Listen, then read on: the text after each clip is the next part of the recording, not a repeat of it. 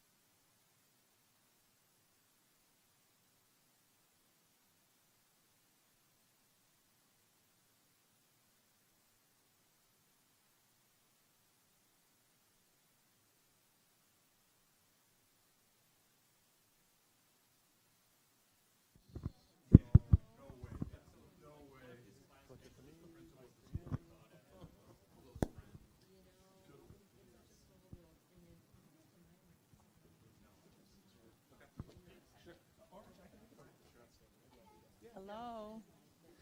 Thank you, everyone, for being here tonight, coming out on this cold and gloomy, dreary night. We're really glad you're here, and we have a good presentation and a good activity planned for you. So I wanted to say a little bit about what we have in store for the rest of the charrette. We have tomorrow kind of studio drop-in hours all afternoon, so people are invited to come in and see what the planning team is working on. And then in the evening we have another public meeting. This will be the presentation of the alternatives that come out of the input we hear tonight and the input that we've gotten from prior public meetings, the survey, things like that. And there'll be a alternative selection activity as part of that meeting. So we'll find out what people prefer out of the range of alternatives that are created. And then the final presentation is going to be Thursday night, 6:30, same place. And that will be kind of the report back to the community about what we have heard throughout the course of the charrette. So we're glad you're here, and we hope that you'll continue to work with us through this process and invite your family and your friends and your neighbors. Tell them it's totally worth it and come out. And at this point, I'm going to hand it off to Greg Calpino. He's our project lead for the charrette. Thank you, Beth, and good evening. So Beth kind of hit, kind of quickly. So we are actually right here. This is the 3-day charrette schedule. So day 1, and so this is the community visioning meeting number 1. Those who were on the tours this morning, thank you. I know it was a little chilly out there, but hopefully you gained something. I know we did in the process. So based on what we kind of go through tonight and here tonight, as Beth pointed out, we're going to spend really all of tomorrow generating a series of alternatives. I think one thing that's unique about this process is, we do have every night we have a public meeting like this, but the entire thing is public. So all day tomorrow, you are more than welcome to kind of come in here, join us, see what we're working on, sit at the table with us. You have a quick question? Sure. Oh, sure, absolutely. Wow. Yes. Okay. Well. Okay. Very, very fair question. I'm Greg Calpino. Again, I'm with Smith Group. We are a consultant firm out of Chicago and Madison, Wisconsin, and Ann Arbor, Michigan, actually. So we're the lead consultant on this project. SEH is one of our partners on the project, as is Holiday Properties as well, too. So that's the consultant team that's working on this. So we all have different specialties. We're land planners. SEH is bringing a little more of the engineering infrastructure. Holiday Properties is bringing a nice kind of a peer review when we start thinking about development and private development, things like that too. So anyway, so that's kind of the core team, and this is our team over here. So you all met Beth. Hopefully you know who Beth is. That's Beth, the city planner over there. We have, with Smith Group, we have Jake, Valerie, Kathleen, Nathan in the back, and then with SEH we have Dan, we've got Glenn, we've got Jason. And then with Holiday, we've got AJ Monroe back there. So those are the consultants that are here today, and they'll be here for the course of the workshop. We will have more folks joining tomorrow as well, too. So we have architects, land planners.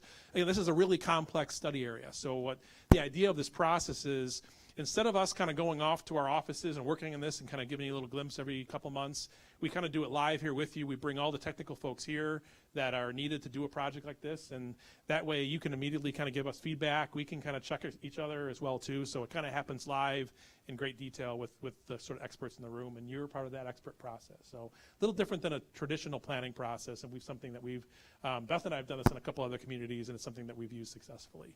So that's kind of a bit of the we and the what. So tomorrow, this facility will be open to anybody who wants to come and play and kind of come in here and play and see what we're up to. After the public meeting tomorrow night, we will kind of shut down a little bit. We're going to have kind of Thursdays really heads down. We're producing a lot of stuff there, but really, I really do welcome you if you've got time tomorrow, or as Beth said, tell your friends, come on out and see what we're up to. So again, today, for those who were on the tour, we had a kind of a full day. We had walking tours around with Clear Lake. We had a downtown tour as well as a hospital campus tour. Nothing like that planned for tomorrow, just kind of a lot of work. So at this point, I'm going to have Jake come up here and kind of walk us through where we've been. Sure. Hey everyone, good to see those of you that I saw this morning on the tours. It was a really great morning for it. I'm going to recap some of the process that we've started engaging so far. So Kathleen Duffy and I from the Smith Group team and others were here in early October to speak with the community to get as much feedback as we possibly could in a 2-day time period. And we had a lot of really great conversations, and we spoke with most of you here today. And what came out of those conversations were a series of goals that we developed as a project team that really focused on creating a series of destinations, the downtown, Clear Lake, NewPorte Landing being the obvious 3, and then connecting those assets. Additionally, also developing a culture and an identity for LaPorte that's centered around healthy living. So to provide a little bit of context, the Healthcare Foundation of LaPorte has published statistics and provided a pretty good picture of where LaPorte stands in context of the rest of the state and the rest of the country. Relatively low in terms of healthy living. Obesity rates are a little bit higher. Well, you can see for yourself some of the statistics that are pulled out. Essentially, LaPorte's in the bottom. When you take an overall comprehensive score of the healthy metrics of LaPorte, you're kind of in the bottom 25%. So there's a lot of opportunity to be had. So hitting the ground, starting to take that feedback, and we wanted to understand some of the strengths, some of the assets that LaPorte has to offer. Think about some of the barriers to overcome so that we can start to impact. So we put out a community survey, and we had quite a few responses. I think we had about 65.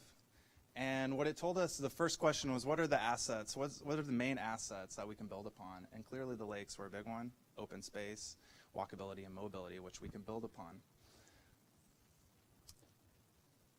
So we're looking to connect those. Connect NewPorte Landing, connect Clear Lake, the downtown core, and the hospital. But clearly there's some barriers in the way. So the environment along Lincoln Way doesn't necessarily promote pedestrian and biking. The railroad is clearly a barrier between downtown and Clear Lake and NewPorte Landing. And then the Pine Lake also sort of severs that connection. But there are a lot of opportunities. There's a lot of opportunities to work along State Street and Lincoln Way to sort of alter that cross-section to make it more walkable and bikeable. The hospital site is clearly one. With the hospital moving, we have a vacant parcel there. Clear Lake, the biggest asset, the land around that, and thinking about what we can do with that as well. And then kind of compiling it all together in sort of an overall framework and a picture in which we can build upon. Kathleen? So this just kind of summarizes some of the things we've heard, both from the public and today on the walk, especially thinking about the park and the lake itself and thinking about all of the different aspects that could come along with that. So thinking about the amenities in the park and other resources that people are looking for, incorporating public art, thinking about how to take best advantage of views of the lake and of the neighborhoods nearby. Thinking about ways to connect things, to have the walk through the park be a little bit more pleasant. So you can see a lot of different ideas have been percolating, and part of what we're going to have you work on later today is how some of this can happen and what else you want to see. So be thinking about things that, especially around the park and area and lake, that could be improvements that, especially that the city can make. Also through public engagement, we've heard some common themes. So we just kind of wanted to acknowledge that these are things that we have heard are going to be challenges. Either the city has already begun trying to address some of them. Some of them will be challenges that we can't, there's not a lot that we can do, but we want to just recognize that we have a lot of different things within our control and not within our control, and this plan can only solve some of those things, or at least make progress towards some of these things. And knowing that the railroad, we universally all agree that the railroad's quite noisy and loud and can be a barrier. Thinking about the county courthouse and jail aren't going anywhere. Acknowledging that when the hospital moves, there's going to be an existing hospital building, so what happens with that? Truck traffic. Anyone here like the truck traffic through downtown? Yeah, right. So we think that's a pretty universal agreement that people aren't I would like to see that solved as well. Thinking about the YMCA, who is looking to relocate and build a bigger building, so then what happens with their building? Dealing with the water and flooding challenges and development near the lake. And then there's a private owner of an industrial site right behind Kroger there, so that's to us is a big opportunity, but the city doesn't really have control over that. And so again, over on the right there, just some different topics that have kind of been percolating to the top from what we've heard from other people as challenges and things that we hope to improve. All of these things: noise, contamination, traffic, vacancies, blight, safety, and parking. So I think these are kind of things that we keep hearing. So we just wanted to acknowledge them and have a kind of baseline. Okay, so we're going to start to hopefully acknowledge some things. Kathleen kind of pointed out a number of things that were there kind of as impediments and challenges, which is important. It's important that this is a plan that actually does get things done. It does secure funding. It does build things. That is definitely our goal here. But it also is a plan to inspire and sort of set things in motion, as Kathleen also pointed out, beyond 2 years, beyond, 3 to 5 years. Some of these things are 10 years, 15 years, 50 years in some cases. So wanted to spend a little time acknowledging and inspiring here some of the things that we think are really kind of in play to get at least you thinking of what's possible.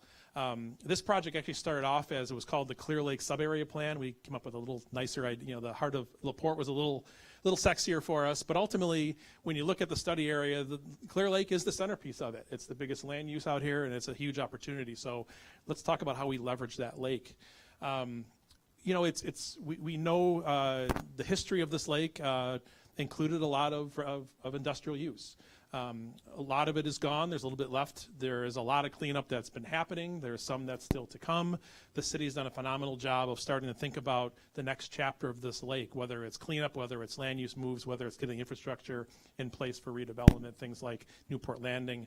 But we recognize the environment around the lake does have its challenges and opportunities. So everything that you're going to see here is sort of in mind of that, but also represents what's possible, despite some challenges here too. Sometimes you just have to have the vision and will to do it. So what's possible here, you're seeing already with NewPorte Landing, commercial development is possible. This is actually in NewPorte Landing right now. What's being built by Holiday. Again, this is a former brownfield industrial site. Again, the city's put the infrastructure in place. You've got development happening that recognizes, and it's not the only development happening there as well. So there's proof that we can do commercial development. When you start looking at the region, I think there's obviously, as you start to get more towards residential and parks, things like that, people get more skeptical. And so at this point, I wanted Dan to kind of come up here and talk about residential, because I know that's one is always a little more challenging with brownfields, but it's definitely possible in our region. So this is my name is Dan Bowditch, Senior Economic Development Professional with SEH. This is a project in my early years as a land use planner in the city of Whiting. And if you've been to Whiting, it's located on Lake Michigan, just north of Hammond. There were a number of issues that were important in going from the 1990s to the 2000s.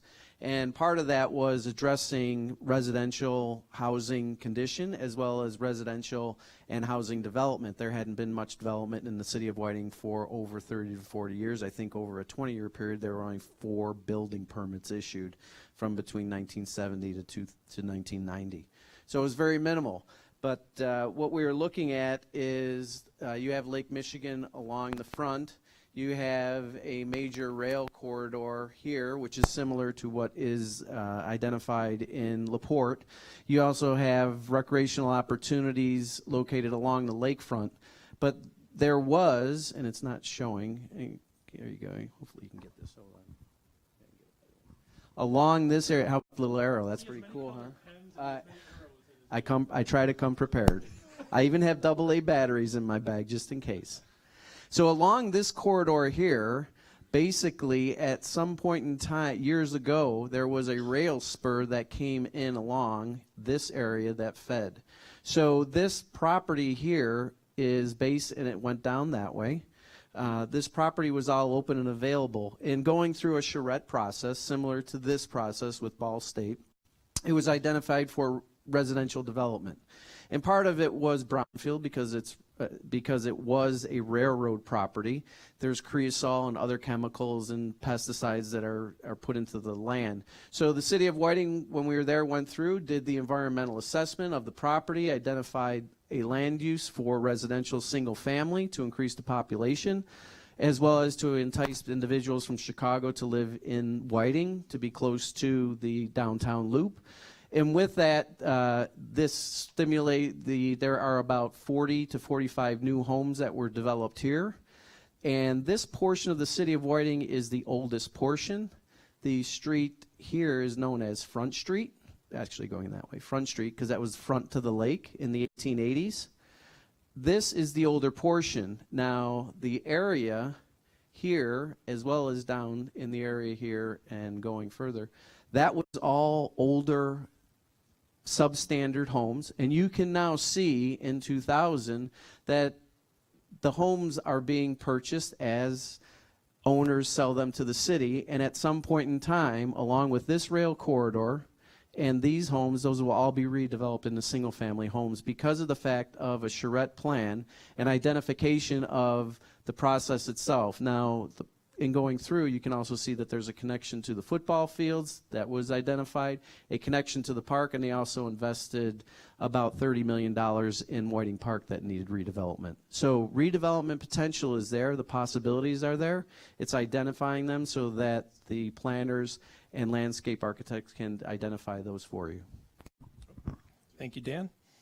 So again, it's possible. It's not easy. It's not always the easiest move to make, but again, if you have the will, you have the desire, it's a very good parallel to what we have here. And again, it's not something there are a lot of great examples around the Great Lakes of this. We thought it was very important to see something that you could drive to in a very short period of time to prove it can happen here in the 219, just not somewhere off in someplace else that maybe has different resources, different conditions than here. So this is actually what it looks like today. So kind of getting further and further into what can you do with a site that has industrial background. You can do great parks and waterfronts as well too. Hammond's a good example. Again, just keep kind of going west from Whiting. This is Wolf Lake. Very similar, a little bigger lake, but a lot of similar past to Clear Lake. This was more tied into the steelmaking process than it was some things that are here. But again, a lot of the same situations, and ultimately, again, Hammond had a vision for it being more of a catalyst to this part of Hammond, and you'll see some of the results here, and hopefully this starts to inspire for what's possible. This is not meant to inspire you, but this does tell you what it was. I think my favorite is the racetrack. It's just like, there's no sign of that today, but anyway, it's what we did in Hammond back in the day. But moving forward, and again, this is what we did in Hammond as well too. So it was built to slag. There's anywhere from 3 to 6 feet of slag that you just can't get anything through. So we learned you go up, and we learned in some cases where we might take it out. And again, the same remediation process that Dan talked about with the residential, same thing that's happening at NewPorte Landing. It's Northwest Indiana. We learned to work with what made our land and what made our jobs and things like that as well too. So good example here. But again, it started just like we did in Whiting, with a vision, looking holistically at the entire lake. What did Hammond want to have around the lake? What was the lake itself going to be? What were those edges going to be? What recreation happened in it? So in their case, it was amphitheaters and spray grounds and playgrounds and sports fields and trails. Again, a lot of things that you actually have here, but just really taking advantage of that blue, that water as part of that. Trying to find ways to connect folks in Hammond with nature, areas that the mayor himself didn't know existed actually in his own city. Thinking about utility corridors and utility companies as your partner, as your friends, as ways to make those connections, and not being afraid of taking a leap in the most difficult areas because they can be the most compelling in the process as well too. So again, thinking about how not only do you bridge those gaps, but how these become part of your identity, part of your brand. This was the boardwalk that you see. This is the toll road right here too. So all of this is Hammond's front door, their calling card now for the thousands of cars and trucks that go down the toll road each day. It wasn't easy. Again, the easier move would have been to avoid all of that, go the other route, go along the toll road. So it required collaboration with the regulators and a bunch of different entities, but it was worth it to do that at the end, because this is what you get in the end. Bridges where you need bridges, play and spray, amenities along their trails. A place to actually grow and teach folks how to be the next generation of getting your hands dirty and planting. and starting to think about the lake itself, the wildlife as being something that you could experience. You were inspired by it, starting to tie design itself back to engaging that lake that once was really environmental and a industrial back of house instead of being a front door to a community. And now that space in a very short period of time has become a place that we celebrate year-round, day and night. This is actually a midnight ride that happens every year. If you ever heard, I know you do one here. This is the Wham ride that happens every year at midnight in August. I think August 1st, 30-mile ride that goes through all of these communities up here. And that pavilion that sits on former industrial property is the centerpiece of that. And subsequently, Hammond has taken that property, and again, similar to what you have here with the railroad tracks connecting, starting to think about how we start to bridge over major roadways and such to connect this to all folks in Hammond. So, and just kind of lastly on that topic, there's great examples here, but there also are great resources nationally, local, state as well, that starts to help communities out with transferring their properties into new uses. They all have great ties to the sort of the health and wellness perspective of this plan. And lastly, in terms of inspiring, again, you've started a great process here with the Chessie Trail, but starting to think about, this is over in Porter, of really where you can start to take this broader connectivity, greenways, healthy living, outdoor living, kind of one step further. These are all things that are possible here. So this is the Dunes Kankakee Trail that goes into the state park. Porter is interesting. Actually, there's some similarities, a lot of similarities, that sort of all trails lead to Porter, whether it's the Calumet Trail, whether it's the Brickyard Trail, the Marquette Greenway comes through here. So the idea of really being a community that takes advantage of the outdoors, trails, connectivity, greenways, starting to think about how that can be more than just a trail. How does this start to work into all of mobility? How do roads and trails and parks and stormwater and green infrastructure all work together in these greenways so they actually make you healthy in terms of fitness, but they also make you healthy in terms of air and water quality and habitat and mentally being part of all of that. Starting to think about how that brand can be consistent through the community as well, through whether it's materials, wayfinding, signage. Again, I think the Chessie's a good start at that. And starting to take that and applying it where you can to maybe start to change some patterns. This was State Route 49 going into the state park. 4 lanes, the traffic numbers, working with SEH. I was working at SEH when we did this project. Kind of told us that there may be capacity, and maybe if we actually change the modes, we could be healthier, get out of our cars, and find another way to the state park. So starting to think about how those aspirations could be applied.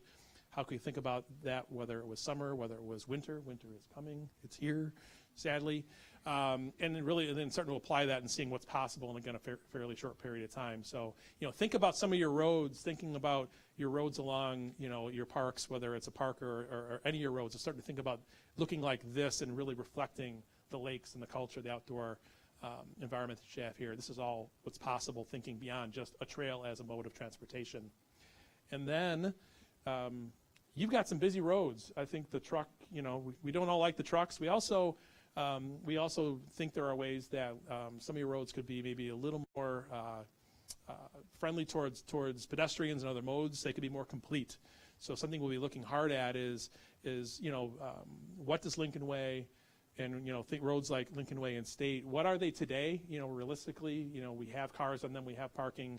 There's a reason why they are today, but what could they be in the future? Really understanding that. How do we look holistically at those in terms of roads and development along those?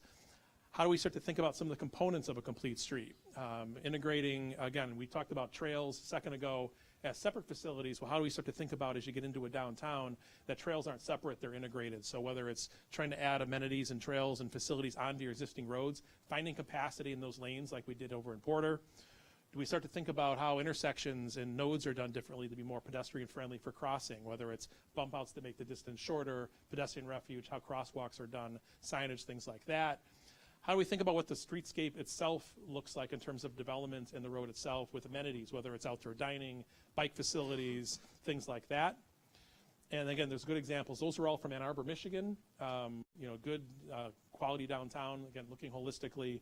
But the same thing's happening right here in Hammond as well. Some of SEH's work on Kennedy Avenue, again, taking that same idea, very similar roads. This is Kennedy Avenue, of trying to find ways to get more sort of public capacity out of those roads than just cars, whether it's looking at travel lanes becoming parallel parking, becoming trails, becoming things like placemaking signs, things like that. thinking about how that starts to work with different parking configurations, and thinking about how that starts to really transform an intersection and a whole downtown in the process. So hopefully that starts to give you at least some inspiration with some of the elements that are at our fingertips in this charrette. But at this point, I'm going to let Valerie kind of take us home here with getting us set up for the next exercise tonight. So, Valerie. Thank you. Okay, so Greg's talked about a lot of the ways that we're going to connect different spaces through the sub area, but I want to talk a little bit about what those spaces could be, because we know that there's some potential for built development on the boards, and one of those areas is NewPorte Landing, and the other being the old hospital site that once the new one's built, the old building is hopefully to be torn down and give us a new slot that we could have something exciting in the downtown. And there's some potential about what that could be. I think the downtown has great bones of the historic structures. There's some great 2, 3, 4-story buildings with awesome charm that I think attract people here. And there is the potential to build new construction in a similar style, a mix of use where we might have retail or offices on the ground level, and then 2 or 3 stories above that can be apartment housing. It could be offices. So this is an example in Porter, and I think probably a lot of different places in the region you can find these kind of, sometimes they're termed lifestyle centers, but places that are walkable and attractive because there is a mix of uses in them. And then housing, of course, we've heard that people live in LaPorte because it's a really affordable place to live, but sometimes that can also mean that the housing stock isn't of the highest quality, and we want to make LaPorte a place that is great for everybody that lives here. And so that includes having a variety of different houses so that you could age in place, so that you could move here as somebody my age and then grow and have a family and stay here over time. And having a variety of housing across the different levels of affordability can really help the area flourish. So things like senior housing, apartments, townhomes, bungalows, all different shapes and sizes and price points.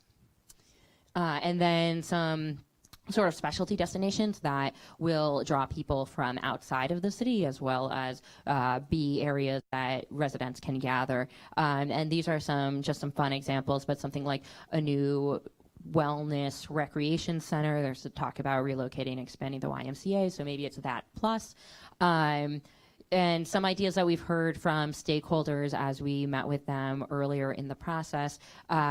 Somebody threw out there that I think there's a regional roller derby team that's looking for a home. What if there was a place for that? But then it's also a place for families to go on the weekends or have birthday parties. You know, kind of thinking about destinations that maybe meet more than one function in the space that they provide. So arts being another way to attract people to the downtown, and arts could be art hung on the wall. It could be performance art, different sorts of ways to think about that.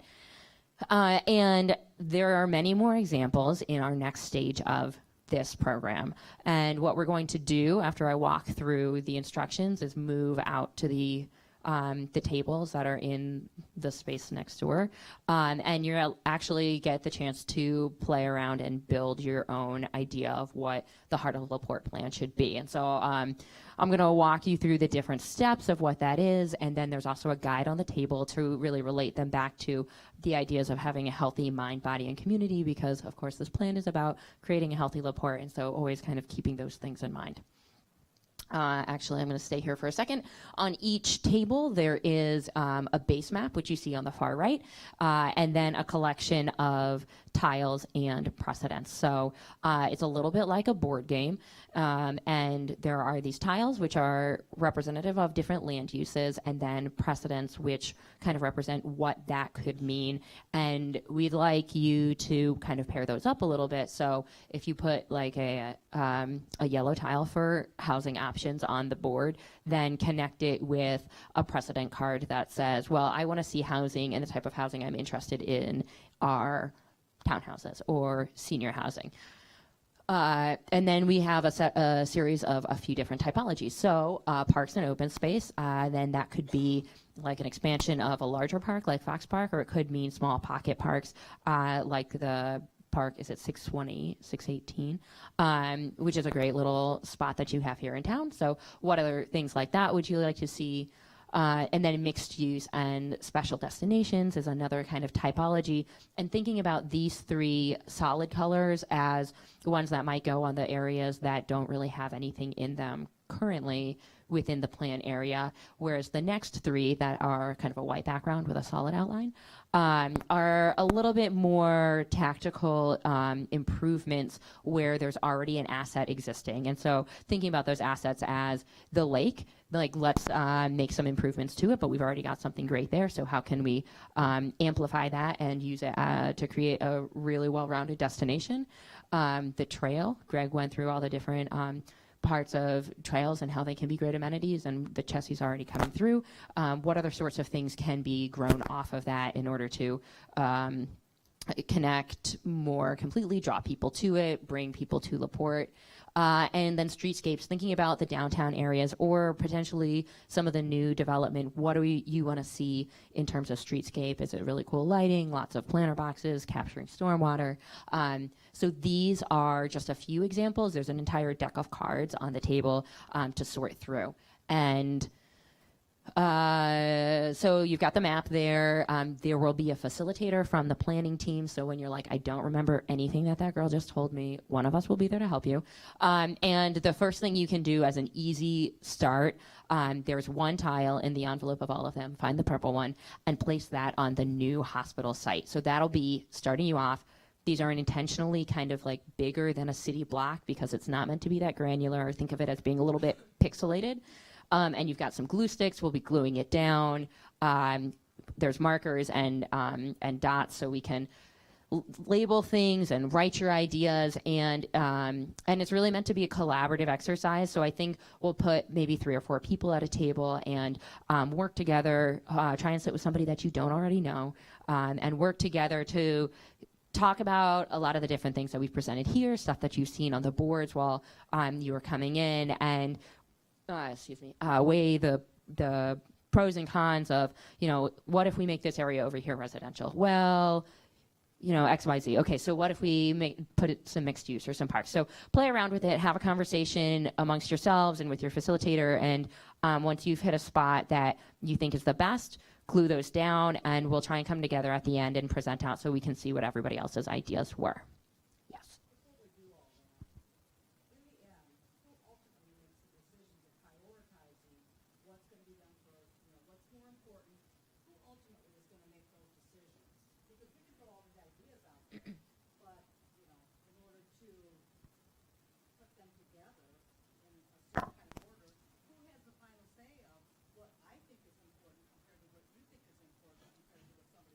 Sure. I will start off an answer, and then I'll give it to Beth to take it home. As Greg walked us through, there are 3 days of this collaborative activity. So being day one, we're doing this activity, and you're right, we're going to come up with a lot of different ideas. Not everybody's going to be on the same page. Tomorrow, what we'll be doing during the day is looking at all the themes that come out of what we have tonight, and then trying to say, well, a couple different groups liked this idea. Let's see what happens when we do that and the impact it has over the rest of the space. So we'll create a couple different plans that play out those different scenarios, come back tomorrow, and that's when we'll say, these were the different themes we saw, the highs and lows of each of them. You can give us the feedback there and the ideas that we kind of over time build the consensus, and everybody compromises a little bit on what's most important to them, so that at the end we get a plan that everybody has buy-in on, and then we work with the city to further determine kind of the implementation strategies. Do you want to talk? Do you have something to add? The whole point of this is so that we gather the community input, so we know what LaPorte wants, and the decisions that are made by the city administration are supported by the needs of the community. So not everybody's favorite project will be implemented, but it will be documented as part of this process.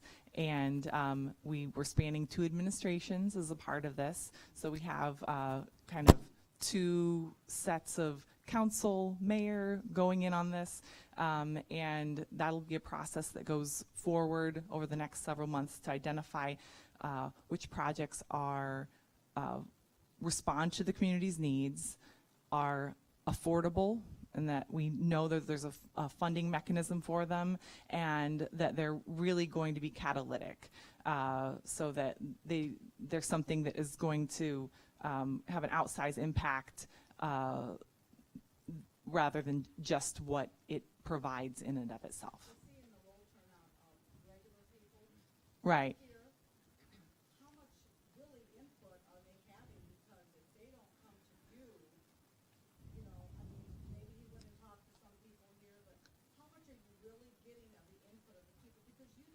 Right. People out there that are just going to talk over here, and you're not going to know about it or hear about it. You know, I mean, there are a lot of people out there that they don't want a lot of it. Nobody's against change, but it's just prioritizing what the people who live here and have been here and shop here, Right. their needs are on a daily basis. Right. So we have limited opportunities to seek this because as a city staff, we have a lot of things to do. So this is a special opportunity to reach out to the community. I think that we've had multiple opportunities for people to provide input. We had good attendance at our first public meeting. We had great attendance at our stakeholder meetings throughout the 2 days in October. Our turnout here is not very good tonight, but we'll continue to have opportunities throughout this 3 days, and then it will also come before the community when the Plan Commission has to vet it for adoption, and then the City Council for adoption. So those are the ways going forward for the community to participate in the decision-making process. Do you want to move it to the other room, and then we can continue to do conversation, answer questions? We've now spent 15 years on NewPorte Landing, spent millions of city dollars on NewPorte Landing. We have, what, two properties in there. It's still a toxic wasteland.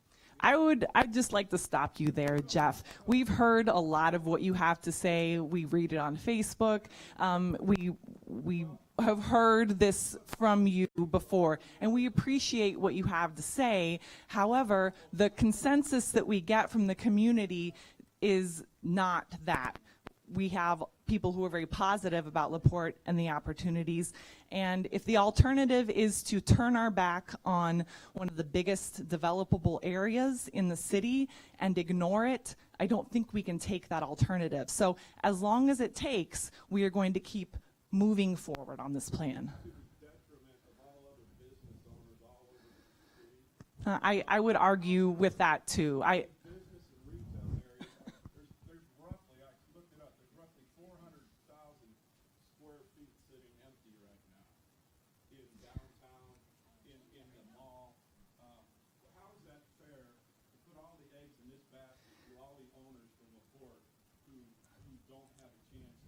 Not all the eggs are in this basket. However, we have inherited this site, a former industrial site, and it's our responsibility as a government to treat it in the most responsible way possible. And so this is a legacy project that has been going on for a very long time, as you mentioned, and it will probably continue to go on for a very long time. But we're invested all over the city. This just happens to be the area that we are studying as a part of this project. So there are needs. I recognize that. You make a good point throughout the city, but that is not what we're focused on tonight. So I'd like to keep it to this area as we move into the other room, and we can kind of do our exercise, and we'd like to find out what you guys would like to see.